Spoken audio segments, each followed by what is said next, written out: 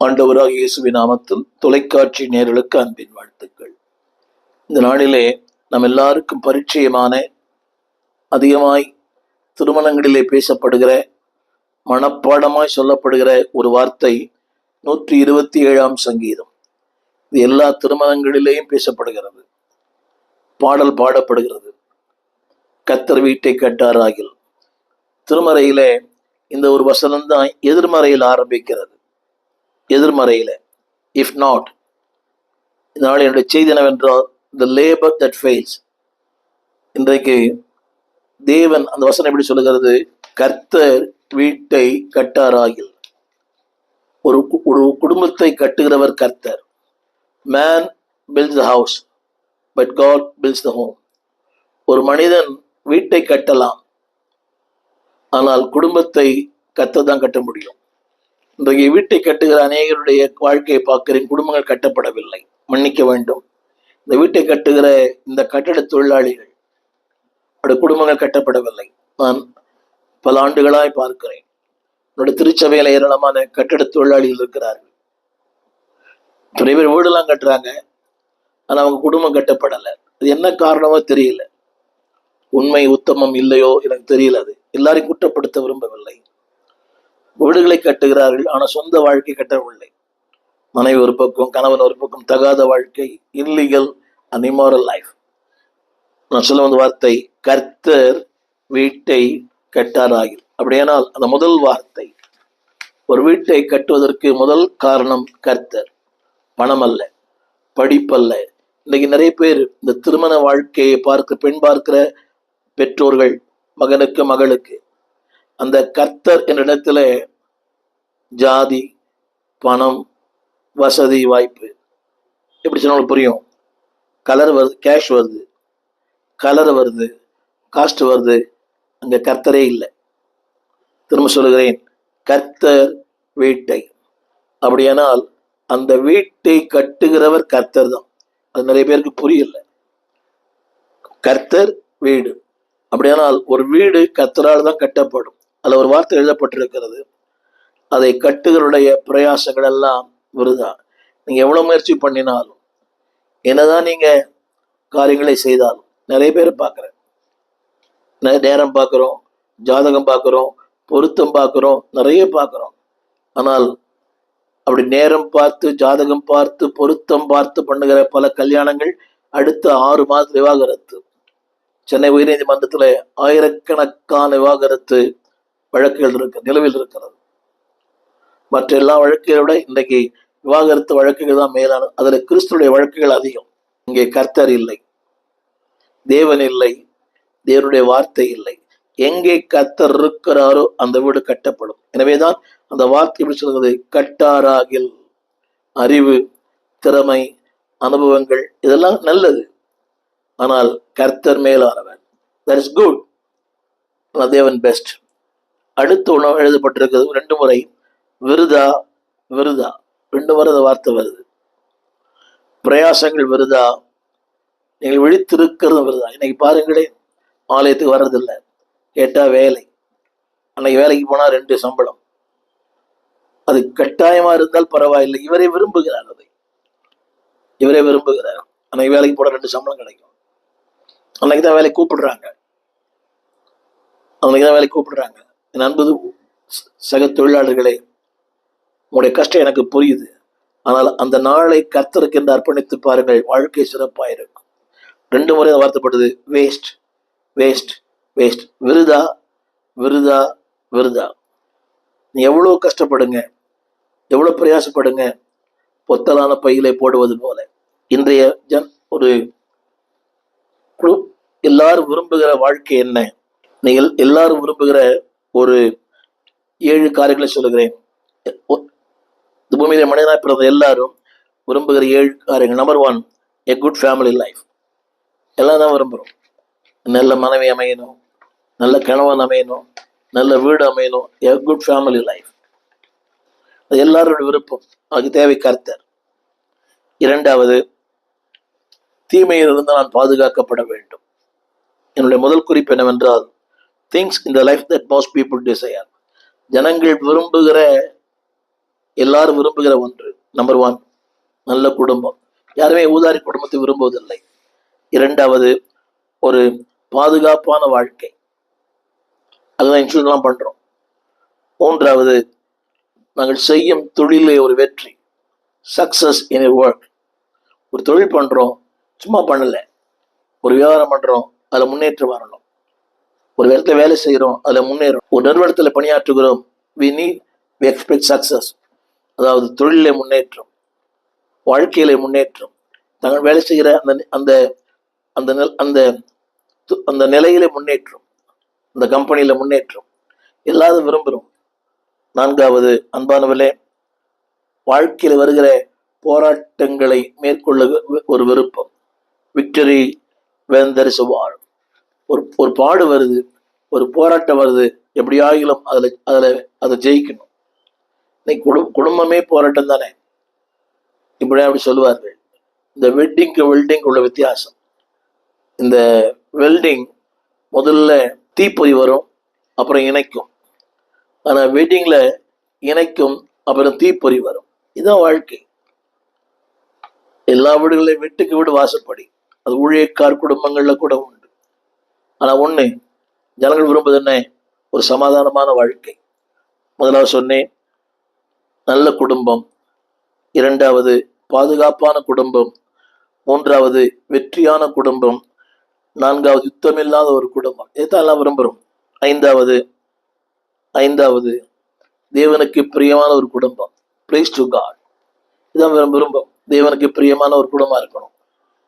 ஆறாவது, அன்பானவர்களே, நீங்கள் போகிற சபைக்கு நீங்கள் பயனுள்ள ஒருவராக இருக்க வேண்டும். இதுதான் தேவன் எதிர்பார்க்கிற குடும்பம். திரும்ப சொல்லுகிறேன். நம்பர் 1 நல்ல குடும்பமாய். இரண்டாவது பாதுகாக்கப்பட்ட குடும்பமாய். மூன்றாவது வெற்றியின் குடும்பமாய். நான்காவது, அன்பானவர்களே, ஒரு விருத்தியின் குடும்பமாய், சக்சஸ். ஐந்தாவது, தேவனுக்கு பிரியமாய் ஆராதிக்கிற குடும்பமாய். ஆறாவது, அன்பானவர்களே, நீங்கள் போகிற திருச்சபைக்கு நீங்கள் ஆசமா இருக்கணும். அதுதான் நல்ல குடும்பம். அதான் கர்த்தர் கட்டுகிற வீடு. கர்த்தர் வீட்டை கட்டினார்னா நம்பர் 1 குட் ஃபேமிலி. இரண்டாவது ப்ரொடெக்ஷன். மூன்றாவது சக்சஸ். நாலாவது விக்டரி. ஐந்தாவது பிளீசிங் காட். ஆறாவது ஃப்ளரிஷ் அண்ட் க்ரோ. ஒரு வாழ்க்கையிலே ஒரு பெரிய முன்னேற்றங்கள் உண்டாகும். இதைத்தான் அன்பானவர்களே தேவன் விரும்புகிறார். அதற்கு நீங்கள் செய்ய வேண்டிய வேலை என்னவென்றால், ஒவ்வொரு நாளும் அதற்காக நேரம், அதற்காக உழைப்பு. திரும்ப சொல்கிறேன், நான் சொன்ன அத்தனையும் சாதாரணமே வராது. You must spend some time. அதற்கான ஆசை, அதற்கான பிரயாசம், அதற்கான உடைய ஒரு ஆதங்கம். என் குடும்பம் அப்படி இருக்கணுமே. நான் சொன்ன பார்த்தீங்களா, குட் ஃபேமிலி,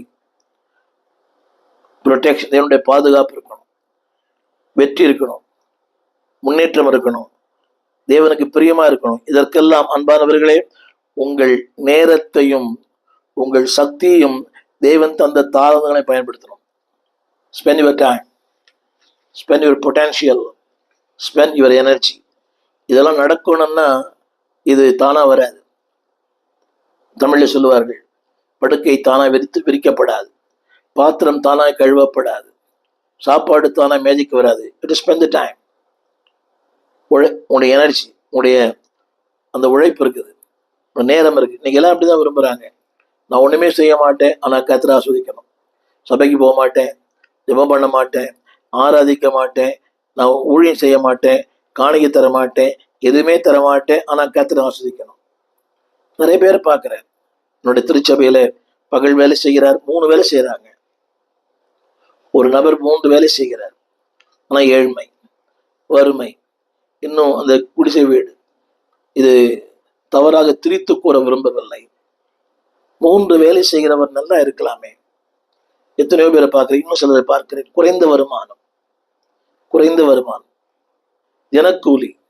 தேவனை ஆராதிக்கிறார், தேவனை நேசிக்கிறார், ஒழுங்கா சபைக்கு வருகிறார், ஊழியத்திலே பங்கு பெறுகிறார், தேவனுக்கு கொடுக்க வேண்டிய கனத்தையும் தேவனுக்கு கொடுக்க வேண்டிய எல்லாவற்றையும் கொடுக்கிறார். ஃப்ளரிஷ். நல்லா புரிய நினைக்கிறேன். இதான் செய்தி. தேவன் கட்டார் ஆகில். காலமெல்லாம் வறுமை, காலமெல்லாம் கண்ணீர், காலமெல்லாம் குழப்பம், காலமெல்லாம் வியாதி. அடுத்து ஒன்று சொல்ல விரும்புகிறேன், கவனிங்கள். உங்களுடைய சொந்த முயற்சி மட்டும் உங்களை வீட்டை கட்டாது. Your effort alone will not ensure. உங்களுடைய சொந்த முயற்சி மட்டும் கட்ட முடியாது. அந்த வார்த்தையை நான் படிக்கிறேன், கேளுங்கள். அந்த வார்த்தை, அதிகாலையில் எழுந்து, சொந்த முயற்சி தானே, வேலையிலே தரித்து. பாருங்க, அதில் போட்டிருக்குது, இதெல்லாம் லேபர் தான். அதிகாலையில் எழுந்து, இன்னைக்கு கிறிஸ்துவ அதிகாலை எழுந்திருக்கிறதே கஷ்டம். 8 மணிக்கு ஃபோன் பண்ணுறது, தூக்கத்தில் இருக்கார். அவர் தூக்கத்திலே பேசுகிறார். கொடுமை இது. ஊழியர்களும் அதில் அடக்கம். கேட்ட நைட்டில் ஜோமனன்னு சொல்கிறாங்க. அது எந்த அளவுக்கு உண்மைன்னு தெரியல, இருக்கலாம். அதிகாலையில் எழுந்து. இரண்டாவது, நேரப்பட வேலையிலே தரித்து, ஹார்ட் ஒர்க் போன்று. அடுத்த வார்த்தை, வருத்தத்தின் அப்பம். எப்படி சாத்தியம் இது? திரையில் பாருங்கள். அதிகாலையில் எழுந்துக்கிறாங்க, வேலையிலே தேர் வெரி ஹார்ட் ஒர்க், ஆனால் வருத்தத்தின் அப்பம். யோசித்து பாருங்களேன். இதற்காக செலவழிக்கிற நேரத்தையும் இதற்காக செலவழிக்கிற அந்த சக்தியும் கொஞ்ச நேரம் ஆண்டவருக்காக அதிகாலையில் எழுந்து துதித்து பாடி அவரை ஆராதிக்கும் போது எல்லாமே மாறும். மரியாள் மார்த்தாள். ஒரு சரீர உழைப்பு, இன்னொருவருக்கு ஆவிக்குரிய உழைப்பு. பற்பல வேலைகளை செய்ய வருத்தம் அடைந்தாள். தேவனை, ஆண்டவரை குற்றப்படுத்துகிறாள். இன்னொருத்தி, அவளுக்கு தெரியும் சோம்பேறி அல்ல அவள். she can also work. அவளுக்கு தெரியும் அதை விட இது மேலானது. எனவே நல்ல பங்கை தெரிந்து கொண்டாள். இந்த ஆண்டவரால் சாட்சி பெற்றாள். என்னை கேட்டுக்கொண்டிருக்க அன்பு தேவ பிள்ளையே, அதை சொல்றது, இவெல்லாம் பண்ணியும் வருத்தத்தின் அப்பம். நான் வேதம் சொல்லுகிறது, நாம சொன்னது 6 காரியங்கள். pleasing God, worshiping God, worshiping, going to church regularly, சபைக்கு ஒழுங்கா போடுறது. அப்படிப்பட்டவனுக்கு அவர் நல்ல நித்திரை அளிக்கிறார். நீ தூக்க மாத்திரை போட்டும் தூக்கம் வராதவங்களோ பேர் இருக்கிறாங்க. இரவெல்லாம் புரண்டு புரண்டு படுக்கிற மக்களா இருக்கிறாங்க. நீ செஞ்சு பாருங்க. pleasing God, priority to God, reading the Bible, வேத வாசிங்க, ஜெபம் பண்ணுங்க, ஆண்டவருக்கு முன்னுரிமை தாங்க, ஆண்டவர் பிரியமான வாழ்க்கை வாழுங்க. நல்ல நித்திரை கர்த்தர் தருவார். இது அறிவு சொல்லவில்லை, என்னோட அனுபவம் சொல்லுகிறது. பல பலவீனங்கள், பல வியாதிகள், எத்தனையோ கடந்து போயிருக்கிறேன். ஆனால் அவரே, அந்த வார்த்தை சொல்லுகிறேன், அவரே, அந்த வார்த்தையை நான் அதை ஹைலைட் பண்ண விரும்புகிறேன். அவரே தமக்கு பிரியமானவர். அவருக்கு பிரியமா வாழ்ந்துருங்க. நித்திரை மட்டுமல்ல, வாழ்வை தருவார், வசதியை தருவார், செழிப்பை தருவார், மேன்மையை தருவார், எல்லாவற்றையும் தருவார். அதுல முக்கியமான ஒரு வார்த்தையை நீங்க படிக்கலாம். இந்த 127 முதல் வசனத்துல விருதா 3 முறை வருகிறது. தமிழ்ல 2 முறை, ஆங்கிலத்துல வெயின். there are 3 times. அப்படியானால் மனித வாழ்க்கையில் நாம் செய்கிற எல்லாமே பல்லைகளை தோல்வி, ஹியூமன் என்டர்பிரைஸ் சொல்லுவார்கள், கவனிங்க. ஆனால் தேவன் தருவது டிவைன் பிளஸிங்ஸ். நான் 2 வார்த்தை சொல்லுகிறேன். அதாவது தேவன் தருகிற தெய்வீக ஆசீர்வாதங்களுக்கு இணை இந்த பூமியில எதுவுமே இல்லை. அவரே கர்த்தர், அவரே வார்த்தை, ஆலயம், அவரே. அது எதை கொண்டு போகிறது தெரியுமா? It's lead in divine. இது ஆங்கிலத்தில் இந்த வார்த்தை எழுதப்பட்டிருக்கிறது, தமிழ் வேதத்தில் வித்தியாசமா இருக்கிறது. அவரே அவனுக்கு நித்திரை அளிக்கிறார். ஆங்கில வேதாமத்தில் இப்படி எழுதப்பட்டிருக்கிறது, he succeed by the divine blessings. He succeed by the divine blessings. அதாவது தேவன் கொடுக்கிற தெய்வீக ஆசீர்வாதத்தில் வெற்றி பெறுவான். திரும்ப சொல்லுகிறேன், he succeed by the divine blessing. இது இன்னொரு மொழிபெயர்ப்பு. தேவன் கொடுக்கிற தெய்வீக ஆசீர்வாதங்களாலே அவன் முன்னேறுவான். எப்படி வேணா முன்னேறலாம். லஞ்சம் வாங்கி முன்னேறலாம், அடுத்தவங்களை ஏமாத்தி முன்னேறலாம், அடுத்தவங்க பணத்தை அபகரித்து முன்னேறலாம், போலி பத்திரம் கையெழுத்துப்படல் முன்னேறலாம், அடுத்த நிலத்தை அபகரித்து முன்னேறலாம். டெய்லி பேப்பர்ல வருது. அவனை சித்திரவை செய்து கையெழுத்து போட்டு ஏடிஎம்ல காசு எடுத்து முன்னேறலாம். பட் ஆனால் இங்கே சொல்லப்பட்டிருக்கிறது, he succeed by the divine blessing. என்னை கேட்டுக்கொண்டிருக்க அன்பு பிள்ளைங்க, your success is by the divine blessing. உங்கள் வெற்றி தெய்வீக ஆசீர்வாதத்தால் வந்ததா? யோசித்து பாருங்கள். உனக்கு அதை பண்ணித்தரேன், இதை பண்ணித்தரேன், வெளிநாட்டுக்கு அனுப்புறேன், வேலை வாங்கி தரேன், காசு ரெட்டிப்பு ஆக்கி தரேன், மிகப்பெரிய நிறுவனங்கள் கூட. ஒரு சின்ன கேள்வி, your success should be by the divine blessing. தேவனுடைய தெய்வீக திட்டத்தினால் உண்டாகிற ஆசீர்வாதம். Success by the divine blessing. தேவனுடைய தெய்வீக ஆசீர்வாதங்கள் தான் உங்களுடைய வாழ்க்கையில வெற்றியை தரும். இன்னைக்கு நிறைய பேருக்கு அப்படி இல்லை. அரசியல்வாதிகளை பார்க்கிறோம், ஆன்மீகவாதிகளை பார்க்கிறோம். கடன் ஏமாற்றுவதே சிலருக்கு தொழில். யாரையா ஏமாத்தணும், அதுக்கு 1000 பொய் சொல்லணும். வேண்டாம். There will be a blessing, but it is not a divine blessing. ஆசீர்வாதமா இருக்கும், ஆனா தெய்வீக ஆசீர்வாதமா இருக்காது. அந்த தெய்வீக ஆசீர்வாதத்தை வெற்றி இருக்கும். Success by the divine blessing. தேவன் தருவது ஒரு தெய்வீகமான ஆசீர்வாதம். எனவேதான் ஆண்டவர் சொன்னார் லேபர் சக்சீட். உன்னுடைய வேலை வெற்றியா இருக்க வேண்டுமானால் அன்பானவே வெற்றியின் தோல்வி மட்டும் தான் இருக்குது. அதுல ஒரு வார்த்தை இருக்குது பார்த்தீங்களா? அந்த வார்த்தை விருதா விருதா விருதா. Fail fail fail. It is up to you. Success and failure is in your hand. வெற்றியும் தோல்வியும் உன் கரத்தில் தான் இருக்கிறது.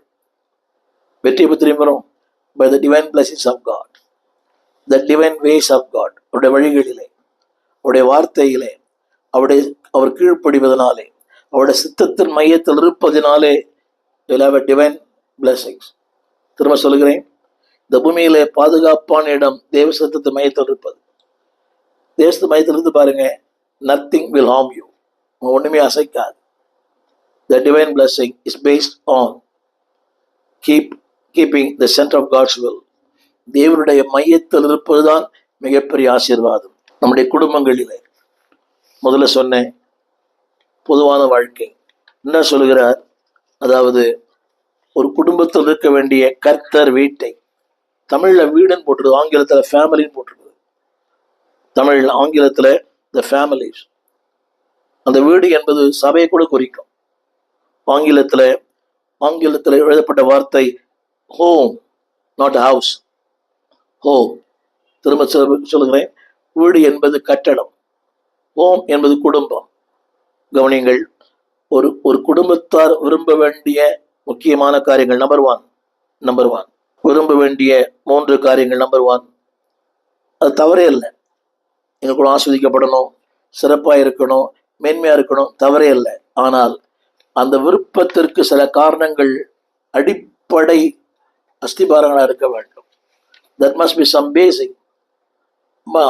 ஆசைப்பட தப்பே இல்லை. நல்லா இருக்கணும், சுகமா இருக்கணும், வீடு வாங்கணும், கார் வாங்கணும், பங்களா வாங்கணும், பெரிய இடத்துல திருமணம் பண்ணணும், அதெல்லாம் தப்பு இல்லை. But it should be based on some God's word. அந்த விருப்பங்களுக்கு தேவன் காரணமா இருக்க வேண்டும். எனவேதான் அந்த வார்த்தை சொல்லுகிறது, கர்த்தர். The desire should be based on the Lord. விருப்பங்கள் அவரை மையமாய் கொண்டு, அவரை மையமாய் கொண்டு அவருக்கு என்று. ஒரு சின்ன காரியம் கேட்கிறேன், வெற்றி எதற்காக? வாழ்வு எதற்காக? பெரிய வீடு எதற்காக? பெரிய வாகனம் எதற்காக? நல்ல ஆவிக்குன்னு சொல்லணும். கர்த்தருக்காக என் வீடு, கர்த்தருக்காக என் வாகனம், கர்த்தருக்காக என் படிப்பு, கர்த்தருக்காக இந்த பதவி. நிறைய பேர் அந்த பதவியில வந்த உடனே கர்த்தரையே மறந்துடுறாங்க. ரொம்ப தாழ்மையா சொல்ல விரும்புகிறேன். சில பேர் அந்த பதவிக்கு வந்த உடனே தான் கிறிஸ்தவர் என்கிற அதை மறந்து விடுகிறார்கள். அது எவ்வளவு நாள் நிற்கும் தெரியாது. பலரை சந்தித்திருக்கிறேன். உயர்ந்த பதவியில் இருக்கிறவர்கள் தான் கிறிஸ்தவர் என்பதை அது அவங்க நினைக்கிறாங்க, அது அவசியம் நினைக்கிறாங்க. அது நீங்க சொல்ல வேண்டாம். நீங்கள் கிறிஸ்தவர் என்பதை உங்களுடைய பேச்சு சொல்லும், உங்களுடைய நடை சொல்லும், உங்களுடைய உடை சொல்லும், உங்களுடைய வாழ்க்கையே சொல்லும். எனக்கு தெரிந்த பல உயர்ந்த அதிகாரிகளை பார்த்திருக்கிறேன். உயர்ந்த அதிகாரிகள் வெரி கிளீன். அந்த துறையில சொல்லுவாங்க கிளீன் மேன். எவ்வளவு பெரிய சாட்சி. இப்படி கேட்டிருக்கிறேன், இவனெல்லாம் கிறிஸ்தவன் சொல்வதற்கே தகுதி இல்லாதவர்கள். பாருங்கள், என்னை கேட்டுக்கொண்டிருக்கிற அன்பான தேவ பிள்ளைகளே, God expects something in your life. உங்கள் வீடு கட்டப்பட வேண்டுமானால் தேவன் எதிர்பார்க்கிற நம்பர் 1 அதாவது கர்த்தர்.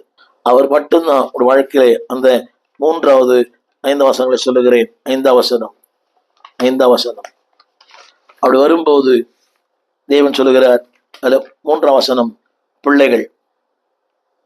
பிள்ளைகள், அடுத்து கர்ப்பத்தின் கனிகள். 2 வார்த்தை பிள்ளைகள் கர்த்தரால் வரும். வாழ்க்கையிலே தேவன் எதையெல்லாம் அனுப்ப வேண்டும் என்று சித்தம் கொண்டிருக்கிறாரோ அத்தனை வரும். நீங்க அநேக குடும்பங்கள்ல ஒரு சாபம் பார்த்தீங்களா? திரும்ப சொல்லுகிறேன், கனிகள் இல்லை. அதுக்கு பல காரணங்கள் இருக்கலாம். நான் சொல்ல வந்த வார்த்தை, என் அன்பானது பிள்ளையே, சின்ன குடும்பமா இருக்கலாம், பெரிய குடும்பமா இருக்கலாம், there must be blessing in the family. அந்த வார்த்தை நான் சொல்லுகிறேன், கர்த்தரால் வரும். பிள்ளைகள் வரும், வாழ்வு வரும், ஆரோக்கியம் வரும், சுகம் வரும், நிம்மதி வரும், எல்லாமே வரும். ஏன்னா நினைக்கிறாங்க திறமையினால வரும் நினைக்கிறாங்க. தெரியுமா உங்களுக்கு? யாக்கோவின் வீடு திறமையினால் கட்டப்பட்டது, யோசேப்பின் வீடு கர்த்தரால் கட்டப்பட்டது. யாக்கோவினுடைய திறமை தான், முழுக்க திறமை. அவரை ஏமாத்தி இவரை ஏமாத்தி அவன் வாழ்க்கையில நிம்மதி இல்லையே. கண்ணீர், கவலை, துக்கம், வேதனை, புலம்பல். அது 38ஆம் அதிகாரம். புலம்பினான், அழுதான், துக்கித்தான். ஆனா யோசேப்பு கணிதரும் செடியா இருந்தான். பூத்து குலுங்கும் ஒரு வாழ்க்கை. என்னை கேட்டுக்கொண்டிருக்கிற அன்பு தேவ பிள்ளையே, கவனியுங்கள். உங்க குடும்பம் சின்னதா இருக்கலாம், ஆனா அதுல கர்த்தர் இருப்பாரானால் வருமானம் கொஞ்சமா இருக்கலாம், அதுல கர்த்தர் இருப்பாரானால் அதுவே மிகப்பெரிய ஆசீர்வாதம். 127 தன் அம்பாரா துணியை நிரப்புகிற புருஷன். அவள் வாழ்க்கை ஒரே ஒரு வார்த்தை, நிரப்பின புருஷன். உழைப்பால் அல்ல, ஏமாற்றுவதால் அல்ல, யாரையோ மோசம் போக்குவதல்ல, கர்த்தரால் நிரப்பின மனுஷன். அடுத்த வார்த்தை, அவன் பாக்கியவான், இஸ் a blessed man. அடுத்த ஒன்று, அவன் நாணம் அடையாமல். அவன் வாழ்க்கையில வெட்கப்பட வேண்டிய அவசியமே இல்லை. நிறைய பேர் அடுத்துல ஏமாத்தி ஒளி மறைஞ்சு வாழ்ந்து நாடு விட்டு நாடு போய், வேதம் சொல்கிறது அவர்கள் ஒளிமுக வாசல் இருப்பார்கள். ஒளிமுக வாசல் யாருக்கு தெரியுமா? அங்கே நியாயம் பேசுறதா இருப்பாங்க. ஒளிமுக வாசல்ல நியாய சாஸ்திரிகள். அப்படியானால் அவனுடைய தரம் உயர்கிறது. ஒளிமுக வாசலிலே அது வசனம் போட்டிருக்கிறது, சத்துருக்களோடு பேசுவார்கள். யோசித்து பாருங்கள். அந்த ஒளிமுக வாசல் நிக்கணும்னாலே அதுக்கு ஒரு தகுதி வேணும். The Lord will put you in high places. உன்னை ஒளிமுக வாசல் நிற்க செய்வார். உன் சத்துருக்களோடு உன்னை பேசும்படி நிறுத்துவார். எப்ப தெரியுமா? கர்த்தர். திரும்ப அந்த முதல் வார்த்தை கர்த்தர். 2வது அவர். அவரோடு நீ, உன்னோடு அவர். திரையில பாருங்கள், கர்த்தர். 2வது கட்டுகிறவர். அவர் தான் கட்டுகிறவர். திரும்ப கர்த்தர். 2வது அவருடைய ஆசீர்வாதம், டிவைன் பிளஸிங்ஸ். கர்த்தரும் கர்த்தரின் ஆசீர்வாதங்களும். அந்த வசனத்தில் இன்னொரு வார்த்தை இருக்கிறது, if God is not involvement in our life. தமிழ்ல கட்டாராகில். அவருடைய பங்களிப்பு, அவருடைய குறுக்கீடு, அவருடைய ஆளுகை, அவருடைய ஆசீர்வாதம். புது கிருபைகள் தினம் தினம் தந்து என்னை நடத்தி செல்பவரே, அனுதினமும் கரம் நீட்டி என்னை ஆசீர்வதிப்பவரே. புது கிருபைகள் தினம் தினம் தந்து என்னை நடத்தி செல்பவரே, அனுதினமும் கரம் நீட்டி என்னை ஆசீர்வதிப்பவர். என் இயேசுவே உம்மை சொந்தமாக கொண்டதென் பாக்கியமே, அதை விடவும் பெரிதான மேன்மை வேறொன்றுமில்லையே. என் இயேசுவே உம்மை சொந்தமாக கொண்டதென் பாக்கியமே, இதை விடவும் பெரிதான மேன்மை வேறொன்றுமில்லையே. நேர்வழியாய் நம்மை நடத்துகிறவர், நீதியின் பாதைகளிலே நடத்துகிறவர், காரியங்களை வாய்க்கும்படியாக செய்கிறவர், கண்மணி போல காக்கிறவரை முழு உள்ளத்தோடு ஆராதித்து பாடுவோமே. நேர்வழியாய் என்னை நடத்தினீ, நீதியின் பாதையில் நடத்தினீ. ஓஹோ,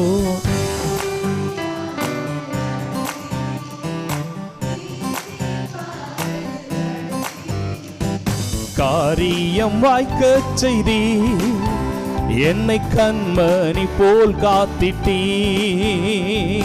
காரியம் வாய்க்கச் செய்தீ, என்னை கண்மணி போல் என் இயேசுவே, உம்மை சொந்தமாக கொண்டதென் பாக்கியமே. இதைவிடவும் பெரிதான மேன்மை வேறொன்றுமில்லையே. என் இயேசுவே, உம்மை சொந்தமாக கொண்டதென் பாக்கியமே. இதைவிடவும் பெரிதான மேன்மை வேறொன்றுமில்லையே.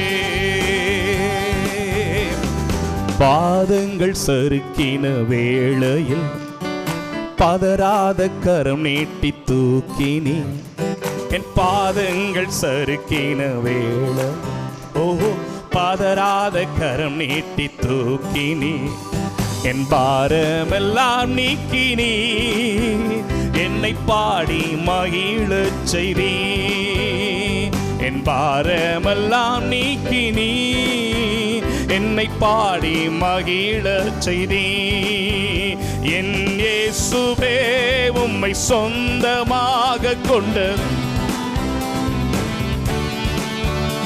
இதைவிடவும் பெரிதான மேன்மை வேறொன்றுமில்லையே. என் இயேசுவே, உம்மை சொந்தமாக கொண்டதென் பாக்கியமே. இதைவிடவும் பெரிதான மேன்மை வேறொன்றுமில்லையே. ராஜ்யம் எனக்குள்ளே வந்ததா, சூழ்ச்சிகள் என்னை ஒன்றும் செய்யாதே. ராஜ்யம் எனக்குள்ளே வந்ததா, சூழ்ச்சிகள் என்னை ஒன்றும் செய்யாதே. அற்புதம் எனக்காக செய்பவர் என்னை அதிசயமாய் வழி நடத்துவார். அற்புதம் எனக்காக என்னை அதிசயமாய் வழி நடத்துவா. சிங்கக்கேபியோ சூளை நெருப்போ, அவர் என்னை காத்திடுவா. சிங்கக்கேபியோ சூளை நெருப்போ, அவரே அவரே என்னை காப்பவர். அவரே என்னை காண்பவர். அவரே என்னை காண்பவர். சிங்கக்கேபியோ, எது வந்தாலும் ஆச்சரியமாய் நடத்துகிற தேவன், அதிசயமாய் நடத்துகிற தேவன். Nothing can shake me, Father God. எதிரிகள் என்னை சுற்றி வந்தாலும் தூத சேனைகள் கொண்டு என்னை காப்பாரே. ஆஹா,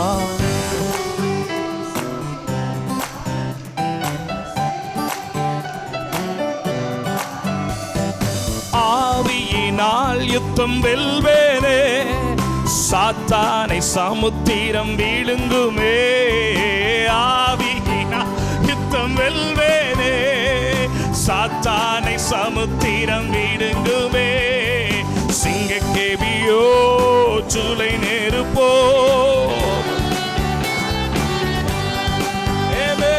சிங்கக்கேபியோ,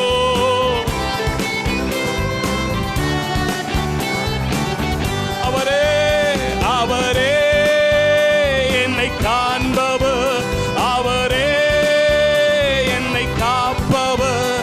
அவரே என்னை காண்பவர். அவரே என்னை காப்பவர்.